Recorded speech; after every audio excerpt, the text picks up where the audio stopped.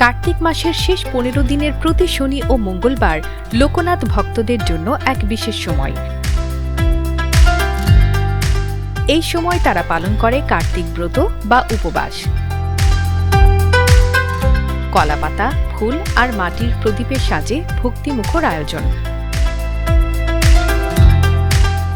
আগরবাতি, ধূপ জেলে উন্মুক্ত ময়দানে সারিবদ্ধভাবে বসেন ভক্তরা। প্রার্থনায় নিমগ্ন হন তারা। কলাপাতার উপর জ্বলে ওঠে ঘিয়ের প্রদীপ, আলোকিত হয় বিশ্বাস ও মনোবাসনা। সন্ধ্যার আলোয় প্রদীপ প্রজ্বালন শেষে ভাঙা হয় উপবাস। আপনজনের জন্য প্রিয়জনের মঙ্গলের কামনায় উচ্চারিত হয় প্রার্থনা।